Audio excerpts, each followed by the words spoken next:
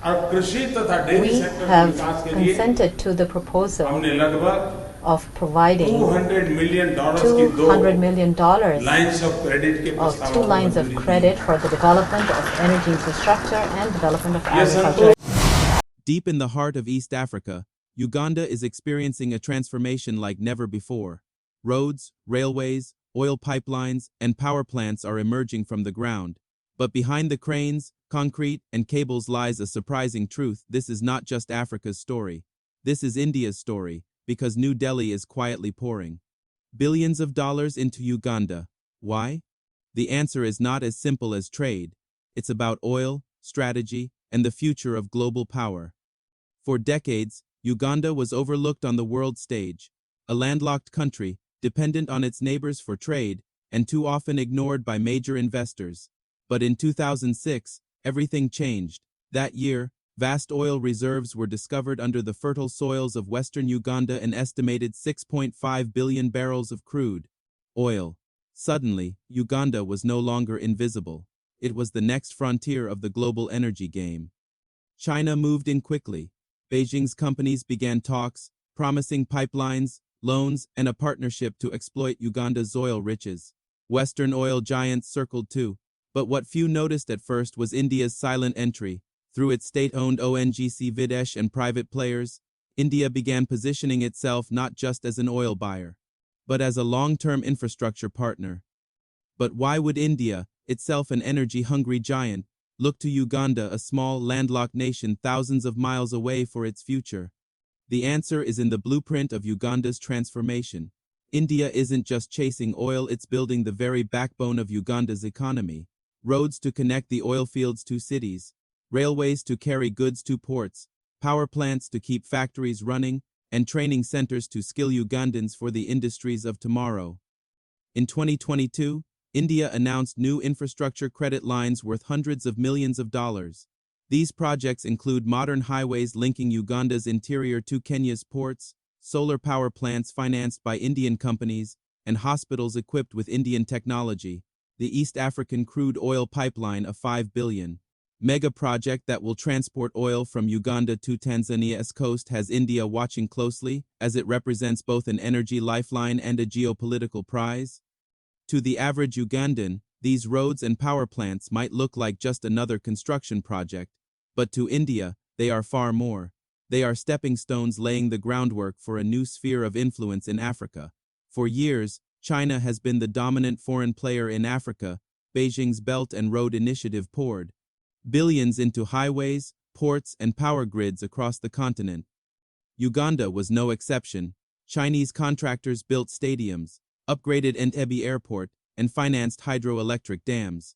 Too many, Uganda seemed firmly under Beijing's shadow. But in recent years, cracks have begun to appear. Uganda's debt to China grew dangerously high, forcing Kampala to renegotiate several loans. At the same time, allegations of corruption and low-quality work began tarnishing Beijing's image, and it was in this moment of quiet discontent that India made its move. Unlike China's aggressive loan model, India's approach was more subtle: smaller credit lines, technology transfers, and partnerships with local businesses. Where China offered speed, India promised sustainability. Where China brought its own workers, India invested in training Ugandans. Slowly, Kampala began to see India not just as a financier, but as a partner. But make no mistake, this is not charity. This is competition. China wants Africa's resources. India wants Africa's future. And Uganda has become one of the key battlegrounds. Uganda is often called the Pearl of Africa for its fertile soils and abundant rainfall. Agriculture employs more than 70% of its population. Coffee, tea, sugar, and maize are major exports. And here too, India is leaving its mark. Indian companies have invested in food, processing plants, tea plantations, and fertilizer supply chains. In 2021, bilateral trade between India and Uganda crossed $900 million, with India exporting machinery, pharmaceuticals, and refined petroleum, while importing coffee, tea, and food products. By 2025, the goal is to double these figures. But trade isn't just about numbers, it's about dependency.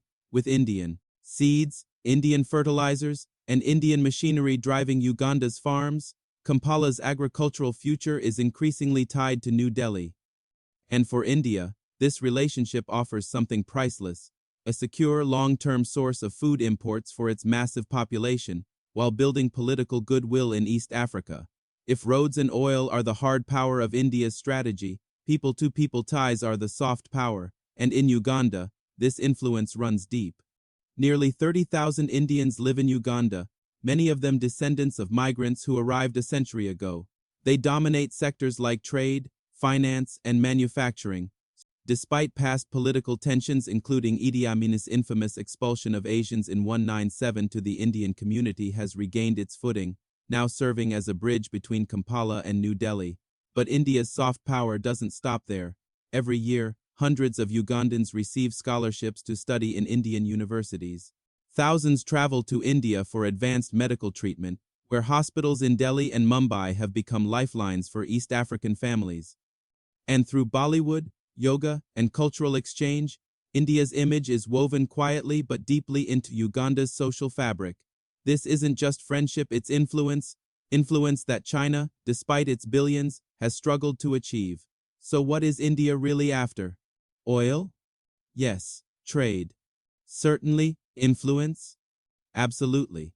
But there is something bigger at play. Uganda is not just another African nation, it is a gateway. Strategically located in East Africa, it's at the heart of the Great Lakes region, linking markets from South Sudan to Tanzania, from Kenya to the Democratic Republic of Congo. Whoever invests in Uganda gains access not to one country, but to an entire region of 300 million people. For India, this is about positioning itself as a counterweight to China in Africa, about securing energy, food, and trade routes for its 1.4 billion citizens, and about proving, to the West and to Beijing alike, that New Delhi is no longer just a regional power, it is a global one. Uganda may look small on the map, but for India, it is a doorway to the future. From the oil-rich soils of the Albertine Graben to the bustling streets of Kampala, from billion-dollar highways to quiet scholarships, India's footprint in Uganda is growing larger by the day. Some see it as partnership, others see it as competition with China. But one thing is undeniable. Uganda has become far more than just a landlocked African nation. It has become a chessboard where great powers are quietly moving their pieces. For India, this isn't just about oil or trade. It's about the future, about energy security, about food for its billion-plus citizens, and about influence in one of the fastest-growing regions on Earth. And for Uganda, the stakes are just as high. If played wisely, this alliance could transform its economy, lifting millions out of poverty.